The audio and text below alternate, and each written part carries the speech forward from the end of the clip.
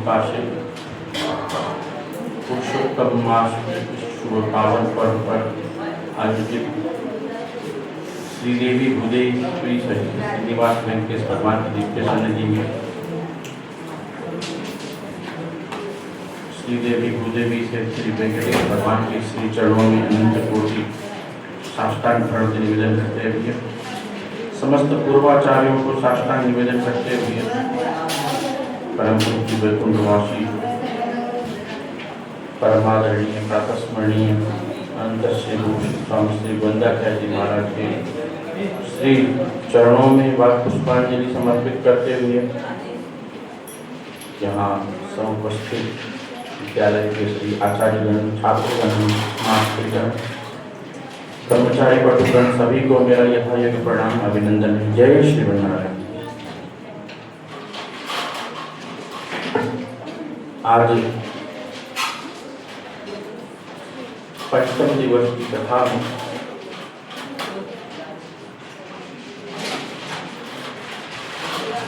सप्ताह विधि श्रीमद् भागवत कथा का आयोजन कैसे करना चाहिए, क्या करना चाहिए, श्रोता के लक्षण क्या हैं, वक्ता के लक्षण क्या हैं, क्या खर्च आता है, क्या विधि है, क्या नियम है, इत्यादि विविध प्रश्नों का उत्तर सनकादि ऋषि कुमार देते हैं। कल हमने पंचम अध्याय समाप्त किया। छठे अध्याय के प्रारंभ में सप्ताह यज्ञ की विधि का यहाँ पे वर्णन और सप्ताह यज्ञ के विधि के उपरांत फिर कल से श्रीमद् भागवत महापुराण के प्रथम स्कंद का कथा मंगलाचरण से प्रारंभ होगा। सनकादि ऋषि कुमार कहते हैं, अथ ते संप्रवक्ष्यामः सप्ताह श्रवणे विधिं सहायेन वसुभिश्चैव प्रायः साध्यो विधिस्मृतः दैवज्ञं तु समाहूय मुहूर्तं पृच्छयत्नतः विवाहे याति संवृत्तं तादृशं परिकल्पयेत्। अब जब हम कोई कार्यक्रम घर में आयोजन करें, शुभ मांगलिक यज्ञ, अनुष्ठान, कथा, सत्संग कुछ भी आयोजन करते हैं तो आयोजन करने से पूर्व अपने घर के पुरोहित, पंडित जी, ब्राह्मण देवता को बुलाकर मुहूर्त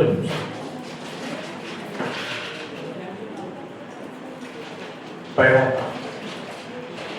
कि किस समय हमें यह कर्म करना चाहिए, यह कथा श्रवण करना चाहिए अथवा फलाना यज्ञ करें। ऐसा ब्राह्मण देवता से, पुरोहित जी से पूछते हैं। और अब हमने चिंतन तो कर लिया कि हमें कथा करानी है श्रीमद् भागवत जी की कथा, बिना द्रव्य से तो कोई संभव ही नहीं है। तो बिना द्रव्य से कोई कथा कोई कार्य संभव नहीं। बिना धन के, बिना अर्थ के हम यहाँ से बसड्डे भी जाना हो तो भी हमें धन चाहिए, पानी भी पीना हो, भोजन भी करना हो, किसी भी वस्तु चाहिए, अभिलाषा हो, हर कार्य के लिए धन के बिना कोई कार्य नहीं है।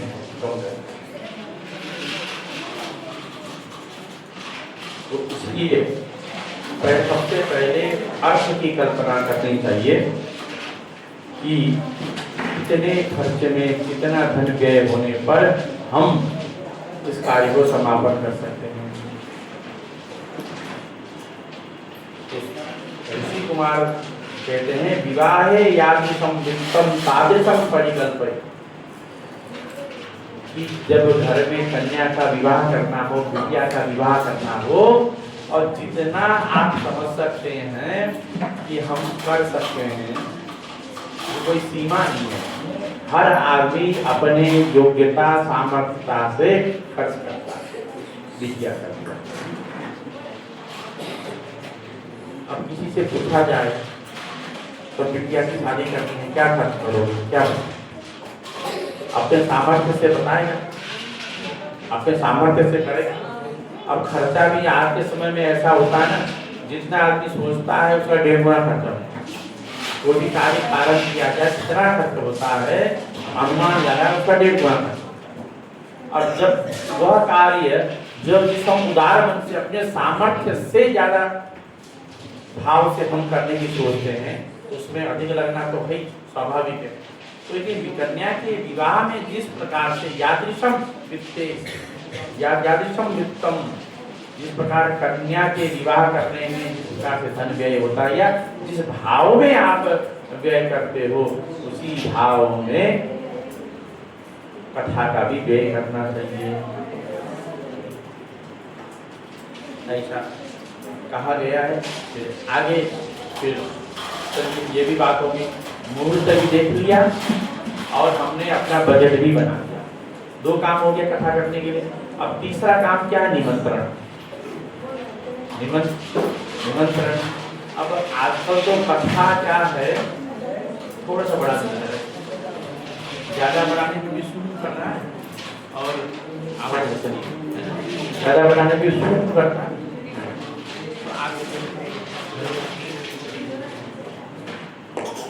हेलो, हाँ ठीक, हेलो हेलो ठीक। अब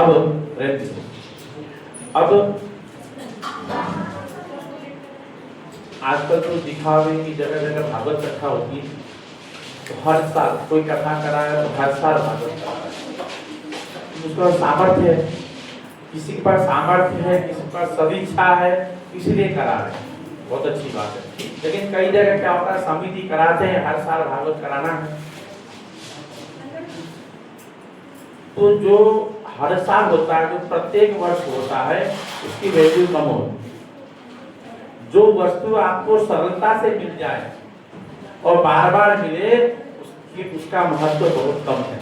और जो वस्तु कभी कभी मिले तो उसका महत्व बहुत ज्यादा हो जाता है। जैसे आपके गांव घर में मंदिर है, यहाँ कहीं पे आप प्रतिदिन दर्शन करने जा रहे हो, भगवान तो वही है, वही अर्चा विग्रह भगवान है, लेकिन उनको आप वैल्यू कम देते, स्वतः व्यक्ति कम देते, ऐसा भाव अपने आप बन जाता है। तो भगवान को आप उनको भी भगवान मान रहे हैं, उनको भी भगवान मान रहे हैं, लेकिन आप कहें कि हम तिरुपति बालाजी जाना है, अब तिरुपति बालाजी जाने की आपकी व्यवस्था बनी, तो आपका उत्साह, आपका उमंग और 10 गुना हो जाता है। क्यों? क्योंकि व्यक्ति प्रत्येक वर्ष तो तिरुपति बालाजी नहीं जा सकता। कोई जाएगा तो एक बार जाएगा अपने जीवन में, 2 बार जाएगा, 4 बार जाएगा, बस। बार बार जाने की सुविधा नहीं है, बार बार जाने की अनुकूलता नहीं है, बार बार जाने की व्यवस्था नहीं है। इससे क्या हो गया, उसकी महत्ता बढ़ जाती है, उसका महत्व, उसके प्रति श्रद्धा भाव स्वयं बढ़ जाता है। उसी प्रकार पूरा काल में भी भागवत की कथा यथा काल और बहुत दुर्लभ से प्राप्त होती, तभी तो। और उसमें भी अगर वक्ता और श्रोता कर्ता, श्रीमद् भागवत कथा कराने वाले आयोजक जो मूल करता है, मुख्य करता है, और जो कथा करने वाले वक्ता तो महापंडित महाविद्वान हो, तो ऐसी कथा तो बहुत ही दुर्लभ। इसलिए जैसे ही जहाँ पे श्रोता नारद ही रहे और वक्ता सनकादि ऋषि रहे, वहाँ पे देखिए, वहाँ पे ऋषि मुनि देवर देवता यक्ष किन्नर वेद वेदांत शास्त्र तीर्थ सब मूर्त स्वरूप में पहुँच कर कथा सुनने को। वो कथा दुर्लभ, अति दुर्लभ, दुर्लभतर। जब गोकर्ण जी ने भी जब कथा कही, तो गोकर्ण जी की कथा सुनने के लिए भी चारों ओर से पूरे भारतवर्ष से कथा सुनने के लोग उमड़ने लगे। और वहां लिखा है कि कथा इस प्रकार का आयोजन किया गया कि देवताओं को भी विस्मय होने लगा। ऐसा तो ये जो कथा है, तो कथा का महत्व कब है कि जब व्यवस्थित रूप से कथा का आयोजन किया जाए। तो व्यवस्थित रूप से कथा का आयोजन करने के सबसे पहला निमंत्रण है। एक सामान्य व्यक्ति बार बार कथा नहीं कराता, इसलिए उसको निमंत्रण भी ऐसा देना पड़ेगा, विशिष्ट निमंत्रण, सामान्य निमंत्रण नहीं कि कल मेरे पिताजी का श्राद्ध है, ब्राह्मण देवता आप आइए और निमंत्रण को स्वीकार करिए। या हम हर साल भगवान का ब्रह्मोत्सव आयोजन करते हैं कि हमने सामान्य रूप से निमंत्रण दे दिया, ऐसा नहीं। लिखा है देशे देशे तथा सेयं वार्ता प्रेष्या प्रयत्नता भविष्यति कथा छात्र आगंतव्यम कुटुंबी। देश देश अलग अलग जितने भी आपके परिचय के लोग हैं, इष्ट बंधु बांधव मित्र कुटुंब, सबको सपरिवार आपको आना है। देश देशांतरों में यह आपकी भागवत का निमंत्रण भेजना चाहिए। और लिखा है देशे देशे विरक्ताये वैष्णवा कीर्तनोत्सुकाः तेषु एव पत्रं प्रेष्यं च तल्लेखनम् इति ऋचं। देश में जो दूर दूर जिनकी विषय में आप सुनते हैं कि महाभागवत हैं, महावैष्णव हैं, वैष्णवजन हैं, श्रेष्ठ वैष्णवजन हैं, श्रेष्ठ भागवत हैं, उन सबको आप निमंत्रण दीजिए। आपके परिचय में जितने भी विद्वान हैं, साधुजन हैं, संतजन हैं, सबको निमंत्रण दीजिए। और सबको निमंत्रण में क्या लिखना है? सताम समाजो भविता सप्तरात्रं दुर्लभा अपूर्व रस रूपैव कथाचार्य भविष्य।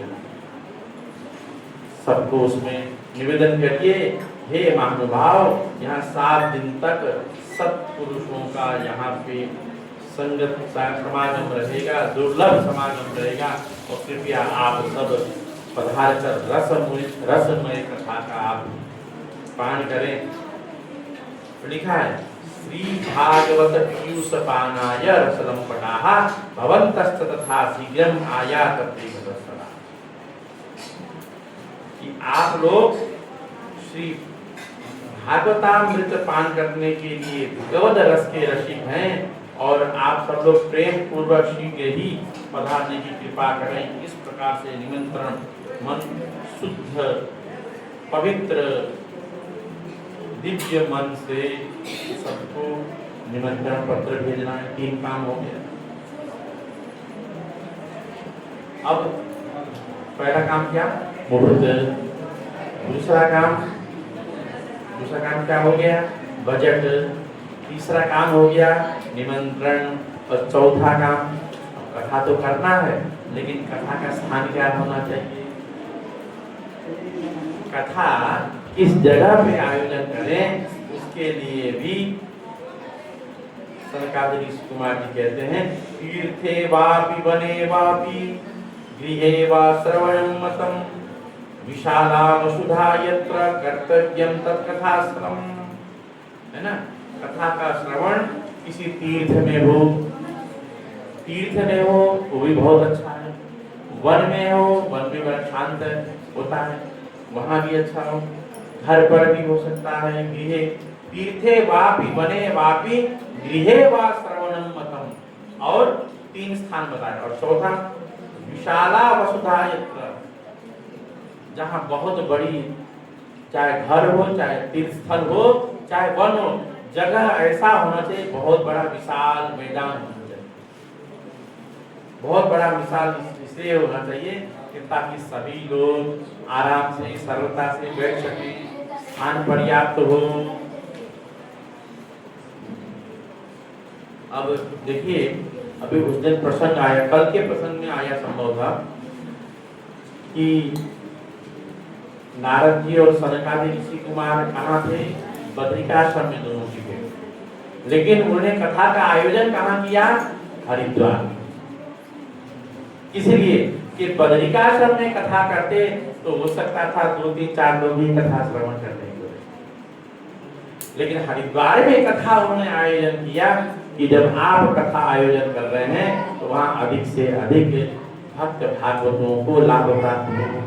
भक्त भागवतों को कथा श्रवण करने का अवसर प्राप्त हो। और इस प्रकार कथा का स्थान भी, अब कथा का स्थान भी निर्धारण है कि हमें इस जगह पे कथा करनी है, लेकिन आगे क्या करना है? शोधनम मार्जनम भूमि लेपनम धातु मंडलम गृहोपस्करमुद्धृत्य गृहकोणे निवेशयेत्। अब उस भूमि का शोधन करना, उस भूमि का मार्जन करना, उसको शुद्ध करना, गौ माता के गोबर से उस भूमि का लेपन करना है, और रंग बिरंगी धातुओं से उस जगह को सजाना, बाउंड्री बनाना, चौक बनाना। और क्या किया जाए? गृहोपस्करमुद्धृत्य गृहकोणे निवेशयेत्। और कथा के लिए तो बड़ी व्यवस्था चाहिए। लोग आएंगे, अतिथि आएंगे, कथा की सामग्री लानी है, बाजार से लानी है।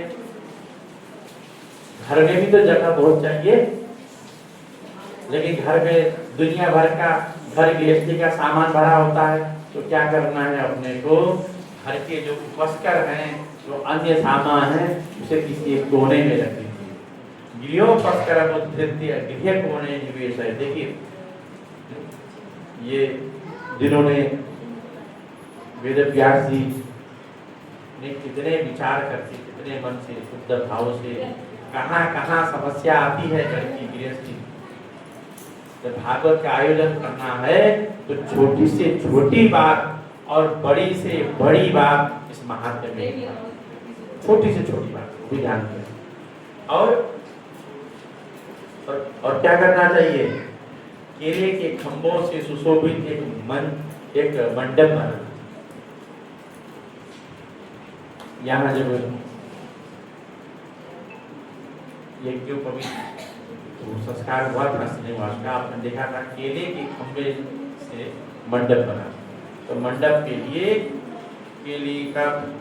केले के खंभे का विधान है, केले के वृक्ष से मंडप बनाना चाहिए, ऐसा विधान है। और उसमें क्या करना चाहिए? उसमें फल पुष्प दलैन वितानेन विराजितः। और फल पुष्प पत्र और चंदुआ क्या बोलते, चनावे, उनसे अलक्षित करके चारों ओर झंडियां लगाकर उसको बहुत सुसज्जित करना चाहिए मंडप को। मंडप बनाने की विधि, अब मंडप भी बन गया। और उस मंडप को बड़ा ऊंचा बनाना चाहिए। और उस मंडप को विशाल, उसी मंडप में विशाल लोक की कल्पना करना चाहिए। ऊर्ध्वं सप्तैव लोकाः कल्पनीयाः सविस्तरं तेषु विप्रा विरक्ताश्च स्थापनीयाः प्रबोध्य च, ऐसा लिखा। फिर ये बताया गया है कि उस मंडप में जो कथा व्यास हैं, उनका आसन किस तरफ हो, उनका श्रोता का मुख किधर हो, वक्ता का मुख किधर हो। तो लिखा है वहां पे, उदरमुखो भवेत् वक्ता श्रोता वै प्राणमुखस्तदा, प्राणमुखश्चेत् भवेत् वक्ता श्रोता चोदमुख चोदन्मुखस्तदा, उदन्मुखस्तदा। अगर उदन्मुखो भवेत् वक्ता, अगर वक्ता का मुख उत्तर दिशा को है, तो श्रोता प्राणमुखी रहे। श्रोता का मुख पूर्व की ओर होना चाहिए। और प्राणमुखश्चेत् भवेत् वक्ता, यदि वक्ता का मुख पूर्व की ओर है, जैसे मेरा, तो श्रोता का मुख कैसा होना चाहिए? उत्तर की ओर होना चाहिए। यानी संभवतः अगर मैं पूर्व दिशा में ऐसे कह के कथा कर रहा हूँ, तो वक्ता इधर बैठना, श्रोता इधर बैठना चाहिए। अगर श्रोता का मुख पूर्व में हो, तो वक्ता का मुख उत्तर दिशा में होना चाहिए, ऐसा यहाँ बताया है। तो इस प्रकार से ये वक्ता के आसन, अब हमारे पास सारी 5-6 व्यवस्था हुई। अब 7वीं व्यवस्था क्या है? सातवीं व्यवस्था वक्ता कैसा होना चाहिए। अब आपने वक्ता के लिए स्थान तो कल्पना कर दिया, लेकिन स्थान कल्पना करने के बाद जो वक्ता रहेंगे वो कैसे होंगे, इसको वक्ता के रूप में बुलाना है। तो लिखा है विरक्तो वैष्णवो विप्रो वेद शास्त्र विशुद्धिकृत दृष्टांत कुशलो धीरो वक्ता कार्यो निष्प्रिय। जो वक्ता वो विरक्त हो। विरक्त का मतलब सन्यासी ही नहीं, विरक्त का तात्पर्य है जो किसी अभिलाषा से, किसी इच्छा से, किसी कामना से, किसी अर्थ से, इच्छा से जो कथा न करता हो। संसार के जो आकर्षित वस्तुएं हैं, जो लौकिक वस्तुएं हैं, उनसे जो मोहित न होता हो, ऐसा विरक्त और श्री वैष्णव विष्णु दीक्षा को प्राप्त ही वक्ता होना चाहिए।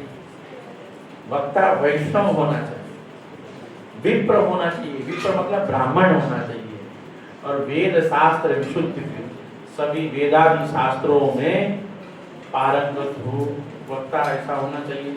और दृष्टांत कुशल, देखिए वो तो विद्वान, वेदादि शास्त्र का विद्वान हो, लेकिन अगर वह भागवत का मुख्य भाव और रस नहीं समझा पाए तो फिर वक्ता भी बेकार है।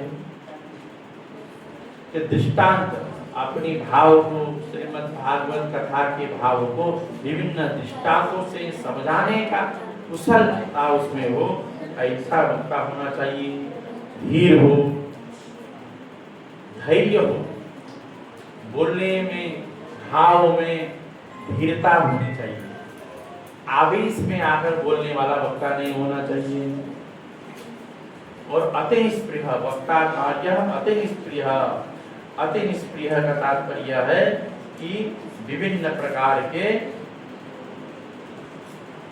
अभिलाषा, कामना, कोई स्प्रिया न हो, इस प्रकार का वक्ता होना चाहिए। अब आपने वक्ता भी आपने ढूंढ लिया। अब वक्ता ढूंढने के बाद वक्ता को और कर्ता को क्या करना चाहिए। वक्ता वक्त्रा क्षौर प्रकर्तव्यम दिनादर्वाक् प्रताप्तये अरुणोदये सौ निर्वर्त्य सौसम स्नान समाचरे। कथा प्रारंभ से एक दिन पूर्व वक्ता और श्रोता दोनों को क्षौर कराना चाहिए। वक्ता और श्रोता दोनों को क्षौर कराना चाहिए। और क्या करना चाहिए, एक समय का भोजन करना चाहिए। और क्या करना चाहिए, पितृन संतर्क शुद्ध्यर्थम प्रायश्चित्तम समाचरेत् मंडलम च प्रकर्तव्यम तत्र स्थाप्यो हरिस्तथा। पितरों को तर्पण देना चाहिए, पहले पितरों को स्मरण करना चाहिए। पितरों को स्मरण करके उनसे अनुमति प्राप्त करके और प्रायश्चित करना चाहिए। प्रायश्चित के रूप में बहुत सारे अनुष्ठान, गोदान, दस दान इत्यादि विविध कार्य धर्म शास्त्र में बताए गए हैं। उस प्रकार प्रायश्चित करना चाहिए। पितृन संतर्क शुद्ध्यर्थम प्रायश्चित्तम समाचरे। और इसके बाद क्या करना चाहिए, इसके बाद श्रीमद् भागवतस्यापि ततः पूजा प्रयत्नतः कर्तव्या विधिना प्रीत्या धूपदीप समन्विता ततस्तु श्रीफलं दत्त्वा नमस्कारं समाचरेत् स्तुतिं प्रसन्नचित्तेन कर्तव्या केवलं तदा कृष्णमुद्दिश्य मंत्रेण चरेत् पूजा विधिक्रमात् प्रदक्षिण नमस्कारं पूजान्ते स्तुतिमाचरे। अब उसके बाद कथा के प्रारंभ दिन में अरुणोदय, यानी कि जब सूर्योदय पे कथा का प्रारंभ होना चाहिए। सूर्योदय पे कथा प्रारंभ करके सूर्यास्त तक कथा होना चाहिए। और कथा प्रारंभ करने से पूर्व भगवान कृष्ण की पूजा करें। षोडशोपचार से भगवान का पूजन करके भगवान की प्रदक्षिणा नमस्कार आदि करने के बाद भगवान से श्रीफल तपस्तु श्रीफलम दत्वा नमस्कारम समाचरे, श्रीफल को लेके भगवान की पूजा करना चाहिए। और श्रीमद् भागवताख्योयम प्रत्यक्ष कृष्ण एव हि सुइतोषि मया नाथ मुक्त्यर्थम भवसागरे। श्रीमद् भागवत के सामने विराजमान होकर श्रीमद् भागवत ग्रंथ की पूजा करनी चाहिए। और किस भाव से पूजा करनी चाहिए कि यह श्रीमद् भागवत महापुराण, ये श्रीमद् भागवत जो ग्रंथ है साक्षात भगवान कृष्ण है। इसीलिए कथा में क्या बोलते हैं, भगवान श्री कृष्ण के वांग्मयी प्रतिस्वरूप श्रीमद् भागवत। जो श्रीमद् भागवत जी की एक एक जो शब्द है वह भगवान का ही स्वरूप है। भगवान का कैसा स्वरूप है, वांग्मय स्वरूप, वाणीमय स्वरूप। अब घी है, घी ठंडी में जम जाएगा तो कैसा हो जाएगा, ठंडी में जम जाएगा तो ठोस हो जाएगा, तो उसको बोलेंगे हम ठोस स्वरूप, है ना। और यदि वह गर्मी से पिघल जाएगा तो क्या बोलेंगे उसको, हाँ जी, हाँ उसको क्या बोलेंगे, वो तरल स्वरूप हो गया भगवान घी का। और वही घी जब अग्नि में खूब जलाते हैं तो धुआं में जो उड़ता है तो वो उसका क्या हो गया, हाँ उसका गैस स्वरूप हो गया, वायु स्वरूप हो गया। तो वैसे ही जिस प्रकार घी के विभिन्न स्वरूप होते हैं तो भगवान के भी विभिन्न स्वरूप हैं। कल चर्चा आई थी कि भगवान के 5 स्वरूप होते हैं। कौन कौन से, पर, व्यूह, विभव, अंतर्यामी और अर्चावतार, है ना। भगवान के कितने स्वरूप हैं, और हर संप्रदाय में भी कुछ मत मतांतर हो जाते हैं तो उतने मंत्र होते हैं। और हर कार्य के लिए अलग अलग मंत्र हैं। तो जपनीय मंत्र की बात कर रहा हूँ मैं, जो जपनीय जो मंत्र हैं, यहाँ जितने भी लोग हैं आपके अलग गुरु हैं, तो उन्होंने आपको अलग मंत्र दिया, उनके दूसरे गुरु हैं उनको दूसरा मंत्र दिया, उनके तीसरे गुरु हैं दूसरे संप्रदाय हैं उनको अलग मंत्र दिया। जितने भी लोग हैं उन सबको अलग अलग मंत्र प्रदान होता है। उसी प्रकार हर कार्य के अपना अपना अलग मंत्र होता है। देवी जी की पूजा करनी हो तो देवी जी की जब जाप के लिए अलग मंत्र है। शिव जी की पूजा हो रही है, शिव जी की कथा हो रही है तो वहाँ के लिए जप के लिए अलग मंत्र है। और जब भागवत जी की कथा हो रही हो तो भागवत जी की जो कथा होती है उसको जपने के लिए जो मंत्र हो उसे बोलते हैं द्वादशाक्षरी मंत्र। क्या बोलते हैं, द्वादशाक्षर मंत्र। उस मंत्र में 12 अक्षर हैं, है ना। ओम नमो भगवते वासुदेवाय, इस मंत्र का द्वादशाक्षर मंत्र का 5 ब्राह्मणों को वर्ण करके जपने के लिए प्रारंभ कराना चाहिए। अच्छा, क्यों? इसीलिए कथा में कोई विघ्न न हो। वर्गम पंचविप्राणाम कथा भंग निवृत्ते। और उसके बाद एक और कार्य ब्राह्मणान वैश्रवास सान्यास तथा कीर्तनकारिणा नत्वा संपूज्य दत्ताज्ञा स्वयमासनमाविशे।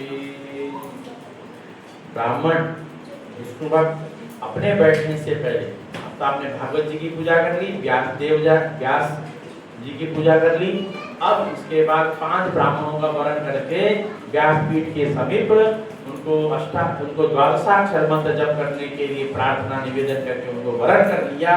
अब इसके बाद क्या करना चाहिए, अपने बैठने से पूर्व सभी विप्रों को, ब्राह्मणों को, वैष्णवों को, भजन कीर्तन करने वाले को, सभी को निवेदन करना चाहिए आप सब लोग भी अपना अपना स्थान ग्रहण करें।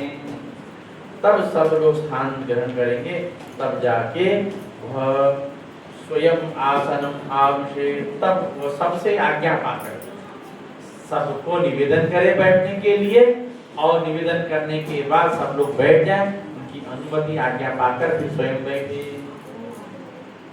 ऐसा जो मुख्य जो श्रोता है, जो श्रीमद् भागवत कथा का जो करता है, उसके लिए यह बताया गया है। ये बहुत सारी है ना। अब उसके बाद लिखा है आसूर्योदयमारभ्य सादधिप्रहारकं वाचनीया कथा सम्यक् धीरकण्ठं सुधीमता।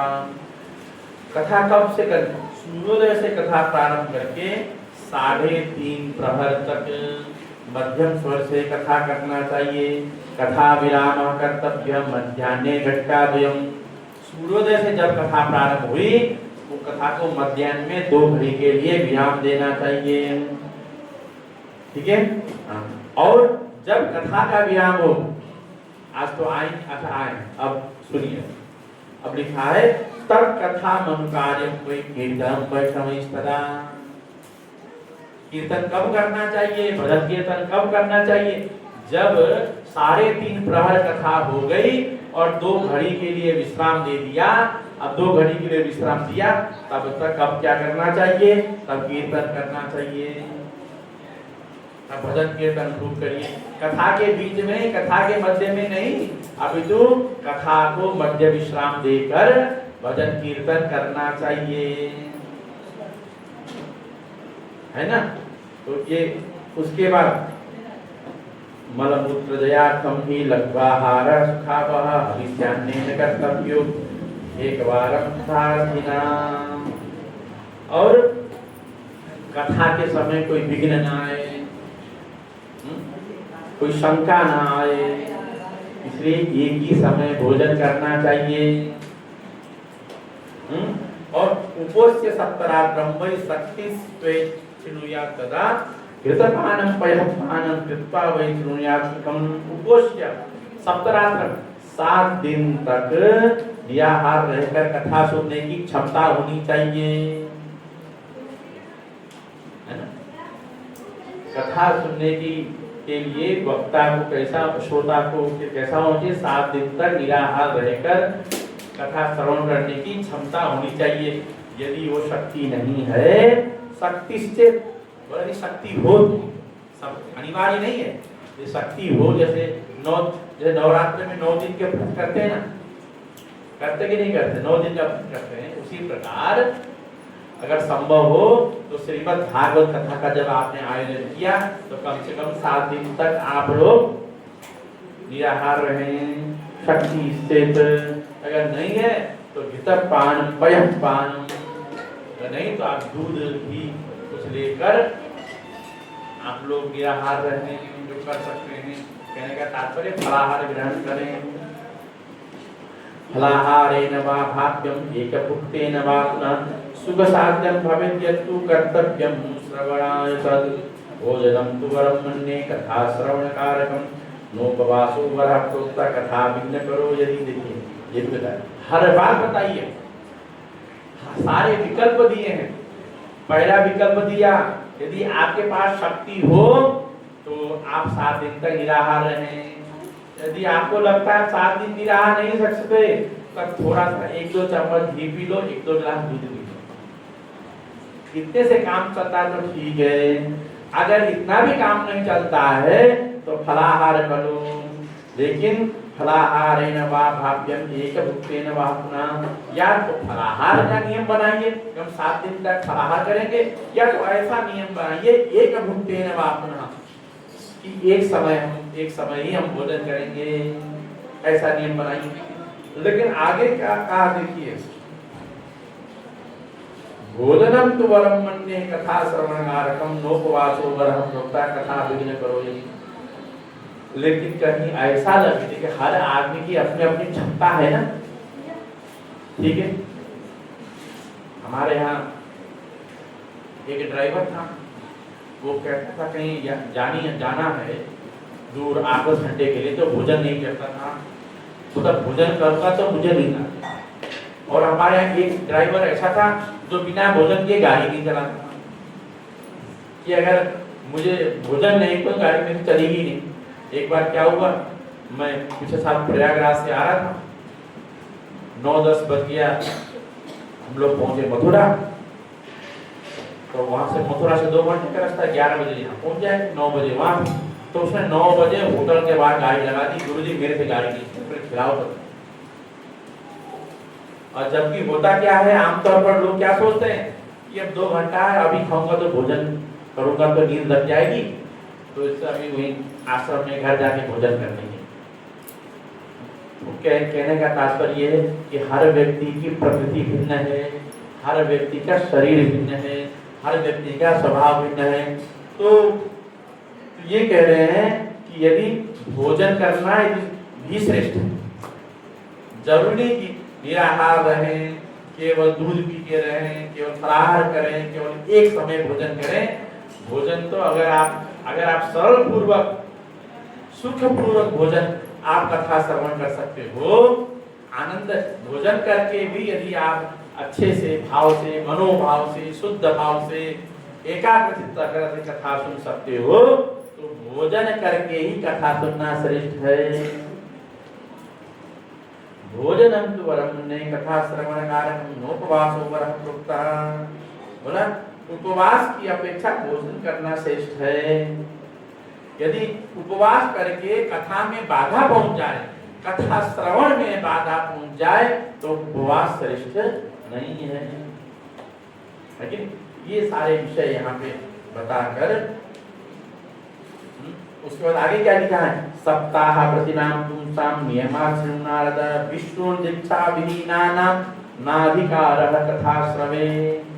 विष्णु भगवान की जिसको दीक्षा प्राप्त नहीं हुई है, उसको कथा श्रवण करने का अधिकार नहीं है। लिखा विष्णु दीक्षा विहीनानाम, समझ तो रहे हैं, विष्णु दीक्षा विहीन लोगों के लिए नाधिकार अधिकार नहीं है कथा श्रवे, कथा का श्रवण करने के लिए। और ब्रह्मचर्य मधुसूक्ति पत्रावल्याम च भोजनम कथा समाप्तो भुक्तिम च कुर्यान् नित्यं कथा प्रति।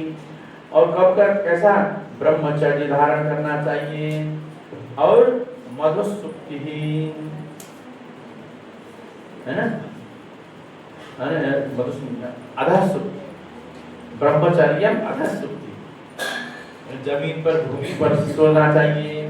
जो कथा का जो श्रोता है या जो मुख्य करता है, जब तक कथा समाप्त नहीं होती तब तक कहाँ सोना चाहिए, जमीन पर बिस्तर पे नहीं सोना चाहिए। अधःसूक्ति पत्रावल्याम च भोजनम, थाली में भोजन नहीं करना चाहिए, अब जो पत्तल पे भोजन करना चाहिए।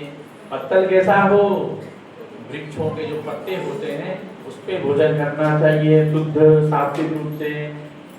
और द्विदलम मधुतैलम च गरिष्ठान्नम तथैव च भावदुष्टम पटदुष्टम जहां नित्यम कथा प्रति। और जो कथा का जिसने व्रत लिया है, श्रोता के रूप में हो चाहे वक्ता के रूप में हो, उसको दाल भोजन, दाल नहीं करना चाहिए। द्विदलम है ना, दाल नहीं खानी चाहिए, मधु नहीं खाना, मीठा नहीं खाना चाहिए, तेल नहीं पीना चाहिए, गरिष्ठ भारी अन्न नहीं खाना चाहिए। भावदुष्टम, ऐसी जो बहुत सारी सब्जियां हैं, बहुत सारे ऐसे अन्न हैं जिसपे कोई भावदोष हो, जैसे टमाटर है, मसूर की दाल है, गाजर है, मूली है, ऐसे जो सब चीजें हैं जिसमें भाव दोष होता हो, वो भोजन भी नहीं करना चाहिए। पर्युषितम, और बासी भोजन भी नहीं करना चाहिए।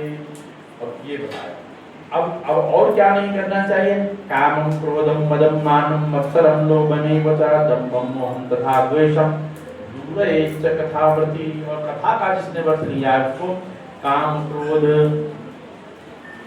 2 घंटा 3 घंटा तो यहाँ कथा श्रवण किया, फिर घर जाके फिर पति पत्नी में फिर झगड़ा होने लगे, तो ऐसी कथा श्रवण का भी कोई लाभ नहीं है। और मान में बड़ा छोटे का मान सम्मान का भी यदि भाव रहे, मैं बड़ा वो छोटा, ये भाव भी नहीं होना चाहिए। इसलिए तो देवताओं को सुखदेव जी ने कथा दी नहीं, कथा रसपान नहीं कराया। क्यों? देवता लोग सोच रहे थे कि ये तो हम ऋषि मुनियों के साथ जमीन में बैठकर कथा सुनोगे, हम तो देवतागण हैं, ये तो पृथ्वी लोक के वासी हैं, हम तो स्वर्ग लोक के वासी हैं। तो उनमें अभिमान था, अहंकार था, इसीलिए सुखदेव जी ने उनको कथा श्रवण नहीं कराई, कथा पान नहीं दिया। और लोभ, मान, मत्सर, लोभ, दंभ, मोह इत्यादि से बचना चाहिए। और वैद वैष्णव विप्राणाम गुरु गुरुनाम तथा श्री राजमहताम निंदाम वर्जयेद्यः कथा बची। सबसे बड़ा दोष तो मुझे लगेगा। क्यों? क्या वेद वैष्णव विप्राणाम गुरु गोपीनाम तथा, वेद की निंदा, वैष्णव की निंदा, विप्र मतलब ब्राह्मण की निंदा, गुरु की निंदा, गोप्रति यानी गो सेवकों की निंदा, और स्त्री राज स्त्री की निंदा, राज राजा की निंदा, महताम मतलब बड़े श्रेष्ठ महापुरुषों की निंदा नहीं करनी चाहिए। अब मैंने यहाँ कथा के व्यास के रूप में व्यास गति पर बैठकर पता नहीं किन लोगों का मैंने निंदा कर दी है, मुझे भी दोष लगेगा। जब बोलने वाले को दोष लगेगा तो सुनने वाले को भी दोष लगेगा। कहने का तात्पर्य है कि पर निंदा नहीं करना चाहिए। इस प्रकार अब ऐसे क्रमशः यदि पूरी महात्म्य पढ़ेंगे तो बहुत लंबा हो जाएगा कि क्या क्या करना चाहिए, क्या क्या नहीं करना चाहिए। तब हमें कथा का समय 1 वर्ष का रखना है। मैं तो अभी मैंने आपको पंक्ति साहब पढ़ रहा हूँ, फिर भी मैं आधा छोड़ के जा रहा हूँ। इसको बढ़ा दो महीने की जगह। हाँ जी, महीने की जगह साल कर। हाँ, महीने की जगह साल कर लें, क्योंकि अभी जो मैं पंक्ति साहब बांध रहा हूँ ना और सामान्य आपका बता रहा हूँ, ये भी मैं आधा छोड़ के बोल रहा हूँ कि मुझे पता है कि आज मुझे ये अंतिम अध्याय समाप्त करना है। क्योंकि आज भगवान का तिरुमंजन भी था और 12:30 बजे आरती भी करनी है। अगर 1 बजे आरती करेंगे तो 1:30 पौने 2 बजे भोजन हो जाएगा, बच्चों को विलम्ब हो जाएगा। इसलिए आरती कथा 12:30 बजे तक ही होनी है। और इसलिए भी मैं क्या नाम है 5वें गेर में भाग रहा हूँ, फिर भी बिना व्याख्या किए केवल शब्दार्थ रूप में आपको श्रवण कराते हुए आगे निकल रहा हूँ। बहुत सारा विषय है, बहुत ही। अब इसको छोड़ के अब सीधे अंतिम तक पहुँचते हैं। आगे लिखता है कि क्या करना चाहिए अंतिम में। अब लिखा है एवं नगाः यज्ञेस्मिन् समाप्ते स्तोत्रभिस्तदा पुस्तकस्य च वक्तुश्च पूजा कार्याधिभक्तः। इस प्रकार जब सप्ताह यज्ञ समाप्त हो जाए तब श्रोता को क्या करना चाहिए? अत्यंत भक्ति पूर्वक पुस्तक और वक्ता की पूजा करनी चाहिए। प्रतिदिन तो करना ही चाहिए, समाप्ति के बाद ही पूजा। जिस प्रकार आरंभ में पूजा की, अंतिम में पूजा की, प्रतिदिन पूजा करना चाहिए। और प्रसाद तुलसी माला श्रोतृभ्यश्च दीयताम् मृदंग ताल ललितम कर्तव्यम कीर्तनम तथा। फिर वक्ता और श्रोता प्रसाद तुलसी, प्रसाद माला इत्यादि सब लेना चाहिए। मृदंग आदि झांझ करताल से सुंदर नृत्य कीर्तन करना चाहिए। बहुत सारा विषय लिखा है। फिर आगे जाके लिखा है प्रतिश्लोकम तुजुहु या विधिनाद समस्य च पायसम मधुसर्पिष्ट तिलान्नादिक संयुतम। फिर अंतिम में कथा समाप्त होने पर हवन करना चाहिए। लेकिन हवन करना किसको? गृहस्थों के लिए, है ना। और दशमस्य का मतलब 10वें स्कंद से करना चाहिए, ऐसा तात्पर्य इसमें। पूरी भागवत से यदि हवन करेंगे तो कितना समय लगेगा आप विचार कर लीजिए। 7 दिन की कथा करें तो 7 दिन तक हवन करते ही रह जाएंगे। तो श्रीमद् भागवत का जो 10वां स्कंद है, वह 10वां स्कंद बहुत ही महत्व है उसका। जब गोकर्ण जी के पिताजी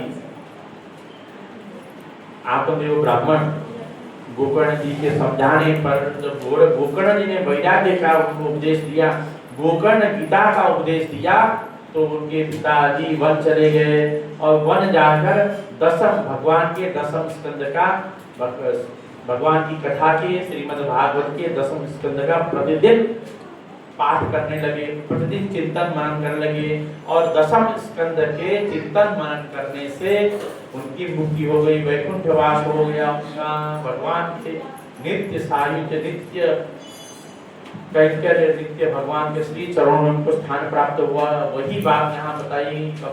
क्या करना चाहिए?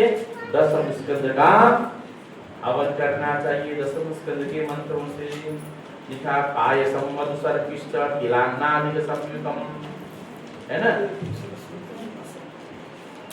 तो विभिन्न खीर से हवन करना चाहिए, मधु, शहद से, सर्पी मतलब घी, तिल और अन्नादि सामग्रियों से मिश्रित होकर हवन करना चाहिए। आजकल तो बाजार से हवन सामग्री खरीद के लेके आते हैं और हवन सामग्री बेचने वाले बोलते हैं इसमें 100 जड़ी बूटियां, इसमें 200 जड़ी बूटी, इसमें 400 जड़ी बूटियां हैं, पता नहीं क्या क्या है, पता ही इसमें देखा ही नहीं कि इसमें क्या मिला। या तो आप हवन सामग्री स्वयं बनाइए और नहीं तो जौ, तिल, चावल, घी खुद ही मिला के उसी से हवन करिए, शुद्ध हवन। तो बाजार से हवन सामग्री पैकेट खरीद के हम हवन करते हैं, वो तो पता नहीं जो उसमें ऐसे सामग्री मिले हो सकते हैं जो हवन जिनका विधान निषेध हो, वो भी हो सकते हैं। इसीलिए क्या करना चाहिए कि अगर सामग्री खुद बनाने तो ठीक है और नहीं तो क्या करना चाहिए, घर में सारे सामान उपलब्ध हैं, चावल है, जौ है, तिल है, घी है, अच्छा खीर बनाइए, खीर से हवन करिए, सब सामग्री, मधु, शहद से हवन करिए। ये सामग्री इससे श्रेष्ठ हवन नहीं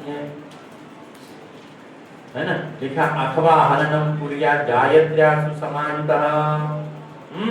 और यदि दसम स्कंद से हवन नहीं कर सकते, इतना समय नहीं है, तो गायत्री मंत्र से एक माला हवन जरूर करें।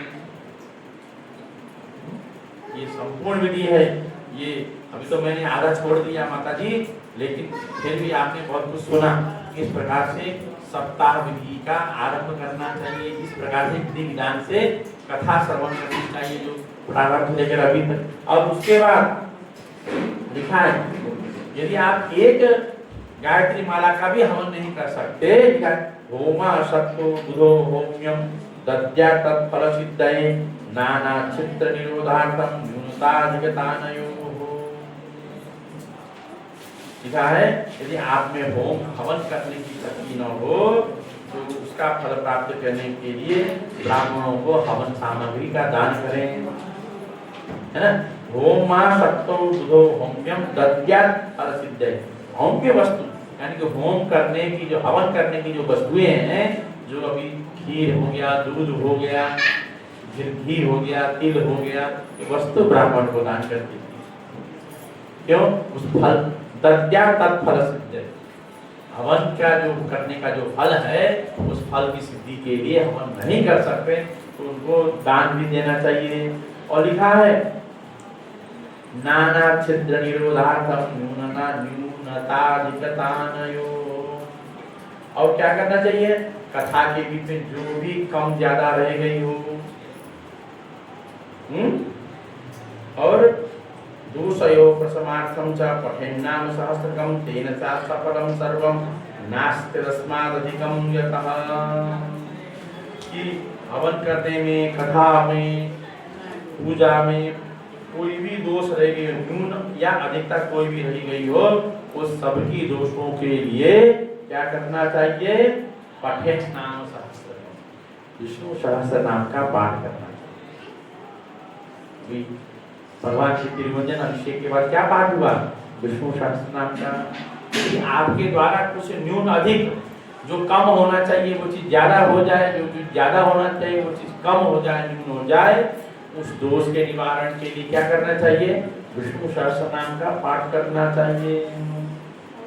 और उसके बाद क्या करना चाहिए? द्वादश ब्राह्मणान् पश्चात् भोजयेत् मधुपायसैः दद्यात् सुवर्णं धेनुं च व्रतपूर्णत्व हेतवे। 12 ब्राह्मणों को बुलाकर भोजन कराना चाहिए, मधु, मीठा और पायस कि दद्या सुवर्णम धेनुं च प्रतिपूर्णत्व हेतवे, इस प्रकार से। और यहाँ तक लिखा है सप्तौ परत्रयमिकं स्वर्ण सिंहम विधायित तत्राद्य पुस्तकम स्थाप्य लिखितम ललिताक्षरम, कि यहाँ तक लिखा यदि आप में शक्ति है, यदि आप में सामर्थ्य है तो परत्रयमिकं 3 तोले सोने का, 3 तोले सोने का एक स्वर्ण सिंहासन बनाना चाहिए और उसमें श्रीमद् भागवत की पोथी रखकर उनकी पूजा करके जो बहुत विद्वान योग्य आचार्य हैं उनको देना चाहिए।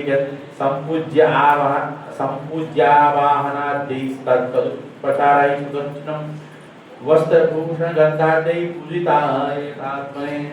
तो पहले लिखा था, पहले भी आया था लेकिन मैंने उसको छोड़ दिया था। इस प्रकार से ये सारी जो विधि है श्रीमद् भागवत की, मुहूर्त पूछने से लेकर, बजट से लेकर, स्थान से लेकर, मंडप से लेकर, श्रोता और वक्ता के नियम क्या क्या होने चाहिए सब प्रकार से, और समाप्त होने तक उसकी सांगता सिद्धि के लिए क्या क्या करनी चाहिए, ये सब कुछ मैंने आपको संक्षेप में सारवत कही। अब इसके बाद सनकादि ऋषि कुमार कहते हैं यदि ते कथितम सर्वं किं भूयः श्रोतुमिच्छसि श्रीमद् भागवते नैव भक्ति मुक्ति करे स्थिते। वो कहते हैं नारद जी से, कौन? सनकादि ऋषि कुमार। ये सब सनकादि ऋषि कुमार कह रहे हैं नारद जी से। नारद जी ने पूछा कि सप्ताह विधि, ये सारा प्रसंग कब प्रारंभ होगा? कि सप्ताह विधि से श्रीमद् भागवत का श्रवण करना चाहिए, कथा का आयोजन करना चाहिए, इसका क्या प्रमाण है? उसी में ही यह सारी विषय उत्पन्न हुआ, वहीं से ही महात्म्य शुरू हुआ। जो सारी जो आपने कल परसों कथा सुनी सब वो सारा प्रश्न इसी का उत्तर है। फटाफट फटाफट फटाफट भाई पर इसको उठा दो, उठा। तो इस ध्यान मत दीजिए। तो इस प्रकार सनकादि सनक सनंदन सनातन सनत कुमार ऋषि कुमारों ने नारद जी को हरि क्षेत्र में, हरि के द्वार में श्रीमद् भागवत की कथा का महात्म्य श्रवण कराया। सप्ताह विधि कैसे, कथा कैसे आयोजन है श्रवण कराया। और इसके बाद कथा का विश्राम होता है और विश्राम होने पर मध्याह्न होता है। जैसे ही मध्याह्न होता है, अभी आया ना कि कीर्तन करना चाहिए, अग्नि मध्याह्न में कीर्तन चाहिए, कथा के मध्य में नहीं। तो जैसे ही कीर्तन का की बात आई, नारद जी प्रसन्न हो। जहाँ नारद जी तो हमेशा कीर्तन करते हैं, नारायण नारायण, उनके श्रीमुख से तो एक सेकंड भी, एक क्षण भी नारायण का कीर्तन रुकता नहीं है। जैसे ही कीर्तन की बात आई, नारायण जी शुरू हो गए, क्या नाम है, नारद जी शुरू हो गए कीर्तन करते, वीणा बजाने लगे। जैसे ही नारद जी ने वीणा बजानी शुरू की, कीर्तन प्रारंभ की, बट से सबसे पहले कौन आए? तत्क्षण प्रहलाद जी आए। प्रहलाद जी कैसे आए? प्रहलाद जी ताल, ताल को क्या बोलते हैं? ढपली, ढपली बजाने लगे, करताल, तबला जी। फिर प्रहलाद जी के बाद उद्धव जी आए। उद्धव जी क्या लेके? झांझ लेके आए। नारद जी वीणा बजाने लगे, उद्धव प्रहलाद जी प्रकट हो गए। कैसे? हाँ जी, करताल, ढोलक, ढपली लेके आ गए और उद्धव जी झांझ मजीरा लेके आ गए। और अब कीर्तन तो शुरू हो गया, तो बड़े अच्छे संगीतज्ञ भी चाहिए, क्योंकि जो नारद जी हैं वो नारद जी तो सामान्य कीर्तन करने वाले हैं।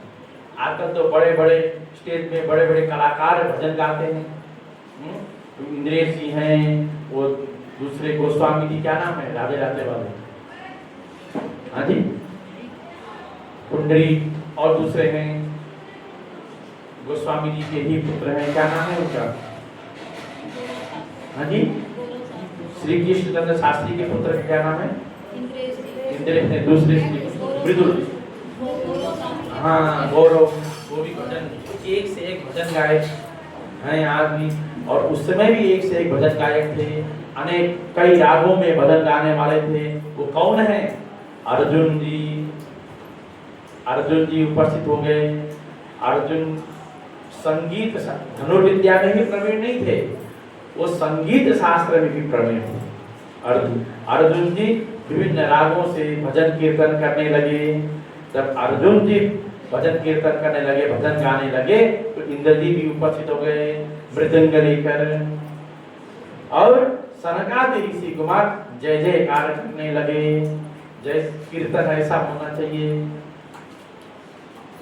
और उसके बाद अब जब भजन हो रहा हो, कीर्तन हो रहा हो, ढोल ढपली बज रही हो, मजीरे बज रहे हो, मृदंग बज रहे हो, वीणा बज रही हो, तो वहां पे भक्त लोग अपने को कैसे बचा सकते हैं? तो नृत्य भी जरूरी है। तो नृत्य कौन करने लगे? स्वयं भक्ति माता। ज्ञान और वैराग्य के साथ में स्वयं भक्ति माता नृत्य करने के लिए प्रकट हो गई वहीं पे। तो इस प्रकार बहुत सुंदर तरीके से भजन कीर्तन हो रहा है, सब आनंदित प्रफुल्लित हो रहे हैं। लिखा है प्रहलाद धारी तरल गतितया उद्धव कांस्यधारी। वीणा बजाते हैं, नारद जी वीणा लेकर उपस्थित होते हैं। ये जो सारी जो बात आपकी कथा बता रहे हैं ना, ये श्रीमद् भागवत की महिमा का वर्णन कर रहा है।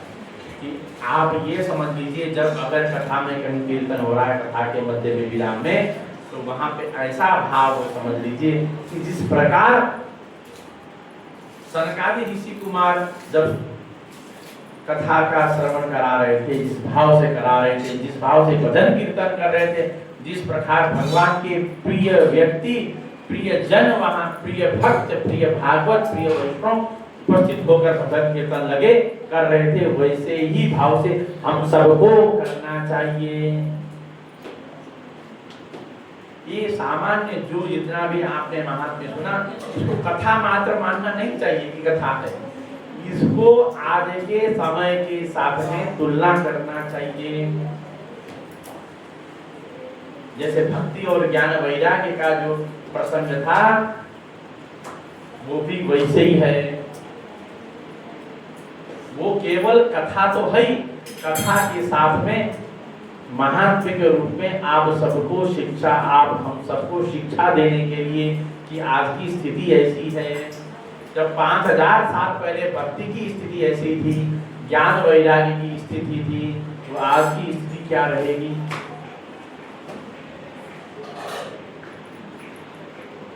तो इस प्रकार से भगवान तथास्तु कहकर अंतर्धान होंगे। अब से हमें भी यही मानना चाहिए, जब भी भजन कीर्तन हो, कथा के बीच में, कथा के मध्य में, विराम में, तो हमें ऐसा मानना चाहिए कि साक्षात भगवान उपस्थित हैं। और भगवान तो उपस्थित हैं, भगवान के पार्षद सभी गण, सभी लोग विभिन्न मृदंग, विभिन्न वाद्य यंत्रों के साथ कीर्तन कर रहे हैं, और स्वयं ज्ञान वैराग्य के साथ में भक्ति माता नृत्य कर रही हैं। ऐसा भाव के साथ में कथा करना चाहिए, ऐसा यहाँ सब लिखा है। अब इसके बाद अब पुनः पूछते हैं सबसे प्रथम वाले, सबसे प्रथम जो संवाद है, सब ये सारी जो विषय चल रही है, ये सब विषय जो संवाद है, ये संवाद सूत जी और सौनक जी का भी हो रहा है। जैसे लोक में होता है ना, जैसे आपकी बात आप कह रही हैं, आपकी बात ये कह रही हैं, है कि नहीं? तो आपने कहा एक मेरी सखी थी, उन्होंने ऐसा ऐसा कहा। उन्होंने क्या कहा? उन्होंने आपके बारे में कहा, कैसा कैसा कहा। वैसे ही सूत सौनक जी ने सौनक आदि ऋषियों को सूत जी सारी कथा सुना रहे हैं। कौन सी कथा सुना रहे हैं बताइए? हाँ जी, नारद जी और सनक आदि ऋषि कुमारों की। नारद जी और सनक आदि ऋषि कुमारों का संवाद पूरा करने के बाद पुनः फिर वही पे पहुंचे। उसी प्रसंग में हम लोग हैं। सौनक जी कह रहे हैं, सुकेनोक्तम कदा राज्ञे गोकर्णेन कदा पुनः सुरर्षये कदा ब्राह्मणे सिंधी में संशयत्वम्। मैंने आपको बताया इस श्रीमद् भागवत में 3 संवाद है। एक संवाद किसका है? परीक्षित जी का और सुखदेव जी का। और दूसरा संवाद कौन है? दूसरा सूत जी और सौनक जी का। और तीसरा संवाद नारद जी और सनक आदि ऋषि कुमारों का। तो सौनक जी कह रहे हैं कि सुकेन कब कथा कही? सुखदेव जी ने कदा उत्तम, सुकेन राज्ञे कदा उत्तम। सुखदेव जी ने राजा परीक्षित को कथा कब सुनाई? और गोकर्ण ने कदा पुनः, गोकर्ण जी जो अति विद्वान थे उन्होंने कब धुंधकारी को कथा सुनाई? और सुरर्षये कदा ब्राह्मणे सिंधी में संशयमितम्। और सनकादि ऋषियों ने सुरर्षय मतलब देवर्षि नारद को कथा सुनाई। अब 3 कथाओं का आप समय सुनिए, कथा सुनिए। तो सूत जी कह रहे हैं कि जब भगवान श्री कृष्ण के परम धाम गमन होने के बाद आकृष्ण निर्मात्रिंशत् वर्षाधिक गते कलौ नवगीतो नवस्येथ कथानंगम सुखो करो। भगवान श्री कृष्ण के परम धाम गोलोक धाम वैकुंठ धाम जाने के पश्चात कलयुग के 30 वर्ष बीत जाने पर 63 वर्षाधिक गते काले, कलयुग के कितने वर्ष बीत गए थे? 30 वर्ष बीत गए थे। और भाद्र मासे, है ना, भाद्र मास की शुक्ल पक्ष की नवमी से कथा का आरंभ हुआ। ठीक है। उसके बाद परीक्षित श्रवणान्ते च कलौ वर्षशतद्वये शुद्धे शुचौ नवाभ्यां च धेनुजो कथयत् कथाम्। धेनुज कौन? धेनु से उत्पन्न गोकर्ण जी ने कथा कब कही? गोकर्ण जी ने, परीक्षित जी ने जब श्रीमद् भागवत की कथा सुनी उसके 200 वर्ष बाद, कलौ वर्षशतद्वये, उसके 200 वर्ष बाद उन्होंने कथा सुनी। उन्होंने कब कथा सुनी? आषाढ़ मास की शुक्ल नवमी को, है ना। कल बात आई थी ना कि पहले तो आषाढ़ में गोकर्ण जी ने पहली बार कथा की जिसमें केवल धुंधुकारी ही मुक्त हो गया, केवल धुंधुकारी को ही मुक्ति मिली। लेकिन उन्होंने पूछा गोकर्ण जी ने कि कथा तो सबने सुनी, कथा सबने सुनी तो कथा का फल भी समान होना चाहिए, तो धुंधुकारी को ही कथा का फल क्यों मिला? तो विष्णु दूतों ने कहा कि इन्होंने ही सच्चे मन से शुद्ध भाव से कथा सुनी और 7 दिन तक निराहार रहकर, इसलिए धुंधुकारी को मुक्ति मिली। आप भी धुंधुकारी के भाव से कथा सुनिए, आप सबको मुक्ति मिलेगी। फिर अगले महीने आषाढ़ के बाद क्या आता है?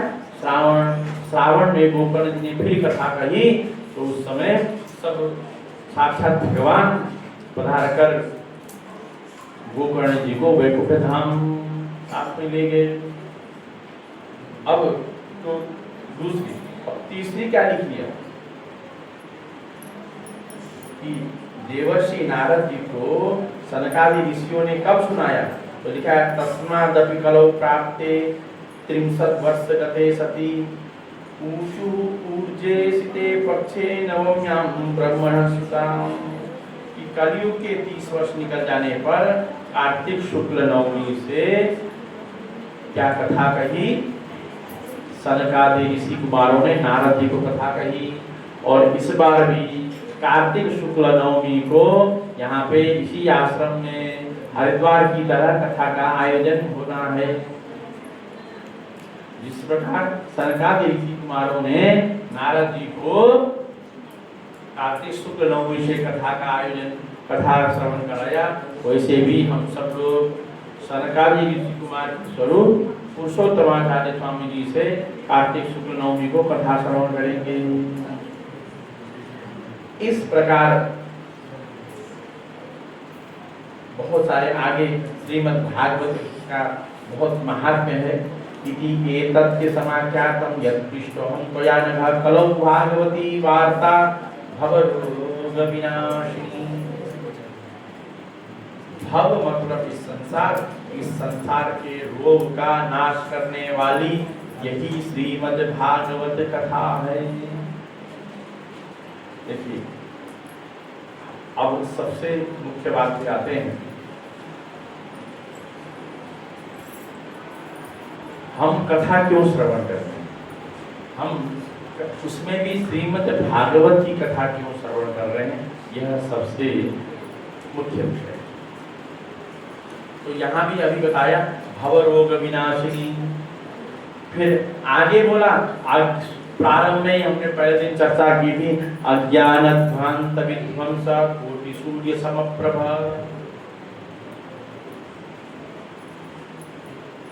देखिए,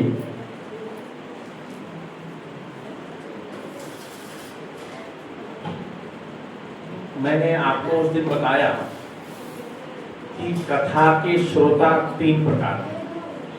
कथा के जो अधिकारी हैं 3 प्रकार हैं। कौन? प्रारंभिक, मध्यम और उत्तम। क्यों? क्यों कथा किस लिए सुन रहे हैं, श्रोता किस लिए श्रवण कर रहा है, इस कारण, इस हेतु, इस निमित्त 3 कोटि बनाए। 1000 वर्ष पर्यंत चलने वाले सत्र सत्संग के लिए जब सौनकादि 88,000 ऋषि श्रवण कर रहे हैं कथा, तो वह प्रारंभिक श्रोता की। क्यों उनको प्रारंभिक श्रोता है? क्योंकि उनको उनकी जो फल की जो कामना है ना, वो फल की कामना के कारण। तो सौनकादि ऋषियों की यह कामना है कि हम 1000 वर्ष का सत्संग करके हम स्वर्ग लोक को प्राप्ति करेंगे या भगवान को प्राप्त करेंगे या वैकुंठ को प्राप्त करेंगे। तो ये जो प्राप्त करेंगे, हम भगवान को प्राप्त करेंगे, एक फल को लेकर वो वैकुंठ लोक को, भगवान को प्राप्त करना और वैकुंठ लोक को प्राप्त करने में भी भेद है। हम स्वर्ग लोक को प्राप्त करेंगे। तो कुछ प्राप्त करने के लिए किसी फल को निमित्त मानकर, किसी अभिलाषा से, किसी आकांक्षा से हम कथा श्रवण कर रहे हैं, तो वो अधिकारी कौन हुए? प्रारंभिक अधिकारी है कि नहीं? बताइए। किसी फल की कामना से वो कथा श्रवण कर रहे हैं, ये प्रारंभिक अधिकारी। और जो मध्यम अधिकारी कौन है? स्वयं वेदव्यास जी जैसे लोग, कि जो क्या सोच रहे हैं, जो ये सोच रहे हैं, जिनका उद्देश्य कथा श्रवण करने का, कथा वाचन करने का यही उद्देश्य है कि हमको भगवान प्राप्त कराना चाहें, भगवान हमें भगवत प्राप्ति कराना चाहें, तो ये भगवत इच्छा है, ये भी भगवान के हाथ में है। हम नहीं सोच रहे हैं। यदि भगवान को लगता है कि हम भगवान को प्राप्त करने में हम अधिकारी हैं, तो इसके लिए भगवान ही प्रयत्न करें। ऐसा भाव जो सोचते हैं तो मध्यम अधिकारी होंगे। और लेकिन कथा किस लिए सुन रहे हैं, कथा का आयोजन किस लिए कर रहे हैं? अपने लिए न होकर मेरा जो कल्याण, मेरा कल्याण और मुझे भगवत प्राप्ति और मुझे भगवान की प्राप्ति, यदि भगवान की इच्छा होगी तो भगवान कराएंगे। मुझे में कुछ अधिकार है या मुझे में कुछ योग्यता सामर्थ्य है तो भगवान स्वयं कराएंगे। लेकिन मैं कथा का आयोजन इसलिए कराऊं कि परहित, कि दूसरों के लाभ हेतु, दूसरों का लाभ सोचकर और अपने को भगवान को समर्पित करने वाले जो श्रोता हैं वो मध्यम श्रोता हैं। इसलिए वेदव्यास जी ने उस कोटि में अपने को रखा। इसलिए श्रीमद् भागवत पुराण की रचना की। किसके लिए? आपके लिए। और जो प्रथम कोटि के जो अधिकारी हैं वो साक्षात सुखदेव जी महाराज और परीक्षित हैं। तो प्रथम कोटि के, उत्तम कोटि के जो अधिकारी हैं वो सुखदेव जी और परीक्षित जी हैं। और द्वितीय कोटि के जो अधिकारी हैं वो नारद आदि व्यासादि ऋषिगण हैं। तो नारद जी ने भी क्यों कथा सुनी? नारद जी ने इस दृष्टि से कथा सुनी कि ये परहित हो। क्यों? भक्ति की समस्या, भक्ति ज्ञान और वैराग्य का ये समस्या को समाधान करने के लिए उन्होंने कथा का आयोजन किया है कि नहीं। और शौनकादि ऋषियों ने क्यों कथा सुनी? उन लोगों ने कथा इसलिए सुनी कि स्वर्गलोक की प्राप्ति के लिए हम अपने ही सामर्थ्य से हम पूजा पाठ भजन कीर्तन कथा श्रवण यज्ञ दान अनुष्ठान करके हम भगवान को प्राप्त कर सकते हैं। इस भावना से उन्होंने कथा सुनी, तो इसलिए वो प्रारंभिक स्तर के। तो उसी प्रकार हमें भी यह चिंतन करना चाहिए कि हम इसलिए कथा श्रवण कर रहे हैं। हम कथा इसलिए श्रवण कर रहे हैं कि हे भगवान, हमें घर का खर्चा नहीं चल रहा है, थोड़ा घर का खर्चा चला दीजिए। बेटे को नौकरी नहीं लग रही है, नौकरी लग जाए। पुत्र को विवाह नहीं हुआ है, पुत्री का विवाह नहीं हुआ है, कि हम भगवान के यहाँ जाएंगे, मंदिर जाएंगे, भगवान का तीर्थ चरण ग्रहण करेंगे, भगवान का दर्शन करेंगे, भगवान की कथा सुनेंगे, तो हो सकता है हमारा जन्म, हमारे भाग्य खुल जाएं, हमारे कार्य सद जाएं, हमारे कार्य सिद्ध हो जाएं। इस भावना से यदि हम कथा श्रवण करेंगे तो हम तो तीनों कोटि में भी नहीं आए। है माता जी, बताइए, है ना? तो कम से कम हम भले परीक्षित नहीं बन सकते हैं। इसीलिए यदि श्रीमद् भागवत का कहीं श्रोता की बात आती है तो उसको परीक्षित कहा जाता है, और जब कभी वक्ता की बात आती है तो उसको सुखदेव जी बोलते हैं। लेकिन कभी किसी ने जो व्यासपीठ में बैठने वाले को सूत जी नहीं कहा, सूत जी की संज्ञा नहीं दी, और श्रोतागण को शौनकादि की संज्ञा भी नहीं। और दूसरा श्रोता को नारदादि की भी संज्ञा नहीं दी, और वक्ता को सनकादि ऋषि कुमारों की भी संज्ञा नहीं दी, क्योंकि ये तो प्रारंभिक और मध्यम कोटि के। और सबसे उत्तम कोटि के, जो सबसे प्रथम कोटि के जो श्रोता और वक्ता हैं, उन्हीं की ही संज्ञा दी जाती है।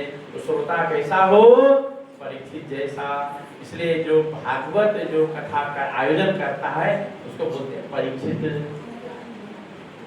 और जो व्यासपीठ पर रहकर जो कथा बांसता है उसको बोलते हैं सुखदेव भगवान, साक्षात सुखदेव प्रबोधज्ञम है। करता क्या कहना चाहिए? जो व्यासपीठ पर बैठा जो आचार्य है उसको साक्षात सुखदेव का स्वरूप मानकर उसकी पूजा करनी चाहिए। तो ये नहीं कहा कि स्तुति मानकर पूजा करनी चाहिए, सनकादि ऋषि के बारे मानकर पूजा नहीं करनी चाहिए, ऐसा नहीं कहा। तो यही कथा का उद्देश्य क्या है, इसलिए मैंने सबसे पहले बताया 4 विषय। सबसे पहले मेरी जो कथा जो प्रारंभ हुई, मैंने 4 आपको शब्द दिए, वहीं से कथा हुई। क्यों?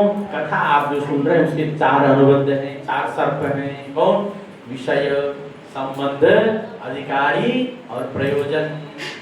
पर ये चारों विषय निश्चित होना चाहिए, निर्णित होना चाहिए कि कथा का विषय क्या है, कथा का और हमारा संबंध क्या है, क्यों हम कथा सुन रहे हैं, और कथा के हम अधिकारी हैं कि नहीं, कथा सुनने के अधिकारी हैं कि नहीं, और कथा का प्रयोजन हम किस उद्देश्य से, हम परीक्षित के भाव से सुनना चाहते हैं कि नारद जी के भाव से सुनना चाहते हैं कि शौनकादि ऋषि के भाव सुनना चाहते हैं, या इन तीनों से भी हटकर हम लौकिक कामना से सुनना चाहते हैं। तो इसी भाव से हमें कथा श्रवण करना चाहिए। अब कुछ लोग होते हैं, हम उनको बहुत समझाते हैं, मैं उनको जितना समझाता हूँ वो उतना प्रपंच उठाते हैं। पहले 1 घंटे की पूजा करते थे, अब 1 घंटे की पूजा करते करते 2 घंटे की पूजा करने लगे। अब 2 घंटे उन्हें कुछ और देखा तो 1 घंटा भी साथ में, दूसरा घंटा भी साथ, तीसरा नया घंटा उन्होंने शुरू कर दिया, ये भी करूँगा। फिर 1 2 3 देखा, कुछ नया चीज, चौथी चीज देखी, अब भगवान को प्रीति के लिए चौथी चीज भी करना है, तो चौथी चीज भी उन्होंने शुरू कर दी। अब फिर ये चारों चीज कर रहे हैं, चारों चीज करने भी उनको संतुष्टि नहीं हो रही है, तो 5वां चीज देखा तो 5वां चीज भी कर दी, और आज 6ठा चीज कर रहे हैं। तो भगवान को प्रसन्न कर किसे ले रहे हैं? केवल भगवान को प्रसन्न करने के लिए, और सुबह 6 से 1 बजे तक वही कार्य कर रहे हैं। लेकिन भगवान तो इन सब आप 6 के 6 कार्य कर लो, लेकिन भक्ति की जो मूल भावना न जुड़े तो सारे 6 घंटे कार्य भी व्यर्थ है। और भक्ति के लिए अभी आगे आएंगे, श्रीमद् भागवत में कथा में आएगी, इस प्रकार से बहुत उदाहरण और बहुत दृष्टांत आएंगे कि क्या क्या कैसे कर्म करने वाले भगवान के अनन्य भक्त, जिनके विषय में आप सोच भी नहीं सकते, लेकिन वह सभी कामना और सभी आकांक्षाओं से निष्प्रिय होकर वो लोग अपना कर्म करते हैं, लेकिन भगवान के परम भक्त। अभी वो सब कथा यहाँ लंबी हो जाएगी, बहुत विशाल हो जाएगा, लेकिन भगवान की भक्ति कैसी करनी चाहिए। अब मैं जितना समझाता हूँ वो उतना, मैं जितना संकुचित करना चाहता हूँ, जितना छोटा करना चाहता हूँ, जितना संक्षेप करना चाहता हूँ, उधर और लंबा होते जा रहा है। क्योंकि सभी समझने वाले हैं। हाँ जी, सभी को समझ में आने से लंबा हो रहा है। नहीं, यहाँ मैं और कोई दूसरी बात कह रहा हूँ, आप नहीं समझे हैं, मैं कुछ दूसरी बात कह रहा हूँ कि सबको साथ में लगेंगे।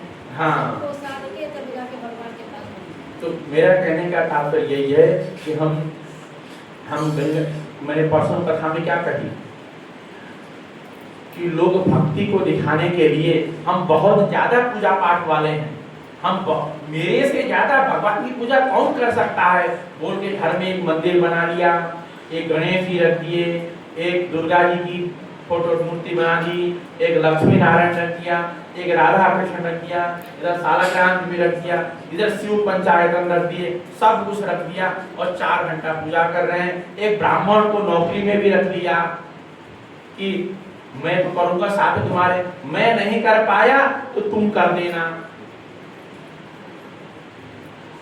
सुबह से उनके घर में सुबह 6 बजे से लेकर शाम दोपहर को 10 बजे तक वो पंडित जी पूजा करते रहते हैं, वो भी साथ में लगे रहते हैं। रात की भी घर को ही मंदिर बना दिया है उन्होंने। अब लेकिन हर चीज से परेशान है, शांति है ही नहीं। तो यहाँ भी सुबह 6 बजे से लेकर 1 बजे तक अनुष्ठान करें, अगर मन में संतोष और शांति न हो तो भी व्यर्थ है। और घर में भी सुबह से लेकर शाम तक हम विभिन्न पूजा पाठ गणेश जी के सामने ओम जय गणेश जय गणेश जय गणेश देवा दुर्गा जी के सामने खड़े होकर ओम जय अम्बे गौरी इत्यादि हम विभिन्न प्रकार की हम पूजा आरती पूजा पाठ अभिषेक करें, वो कोई फल नहीं है जब तक आप शुद्ध भाव से भक्ति की भाव से भगवान के बनकर बिना किसी अभिलाषा की, अगर हम अभिलाषा है, हम बिना किसी कामना के बिना किसी इच्छा के, ये भगवान जो तूने मुझे दिया है मैं उसी में ही सुख हूं, जो मुझे प्राप्त हुआ है, जो तूने मुझ पर कृपा की है, इसी का ही मैं कर्ज कैसे उतारूं, ये भाव होना चाहिए। और वो क्या रहा है कि मैं भगवान को प्रसन्न ये कर दूंगा, वो कर दूंगा, वहां दान दूंगा, ये दूंगा, हरिद्वार में जाके ये करूंगा, गया में जाके ये करूंगा, यही भावना में हम लोग रहते हैं। तो आजकल जो भक्ति देखी जाती है वो भक्ति यही कि मैं ऐसा करूंगा, मैं वैसा करूंगा, मैं ऐसा करूंगा, किसके लिए? भगवान की प्रीति के लिए। लेकिन भगवान की प्रीति के लिए करूंगा, लेकिन मैं करूंगा तो जैसे ही मैं बोल दिया तो सारा नष्ट हो गया, सारा पुण्य नष्ट हो गया, सारा जो उसको फल सारा समाप्त हो गया। देखिए संसार में भगवान को प्राप्ति करने के लिए पाप तो बंधन है ही और पुण्य भी बंधन है। ऐसा नहीं कि अब प्रसंग महात्म्य समाप्त हो गया है और कथा फिर कल से शुरू करेंगे प्रथम स्कंद की। आरती की तैयारी करिए तो इसीलिए समय बचा है 5-10 मिनट का। लेकिन अगर मंगलाचरण शुरू करेंगे तो कल का दिन मंगलाचरण नहीं जाए, इतना बड़ा मंगलाचरण है आगे। और 7 दिन की कथा क्या, अगर योग्य विद्वान यदि कथा करें तो 1 महीने तक श्रीमद् भागवत का जो मंगलाचरण का श्लोक है वो समाप्त नहीं होगा। ऐसा गूढ़ रस है, हम तो छू भी नहीं सकते उसको। लेकिन जो बहुत विद्वान हैं, बहुत वो लोग श्रीमद् भागवत जी का जो मंगलाचरण की कथा करें, 4-5 श्लोक में मंगलाचरण है तो पूरा महीना बीत जाएगा। महीने भर 7 दिन कथा भी कम पड़ेगी, महीने भर की कथा, इतना गूढ़ रस है।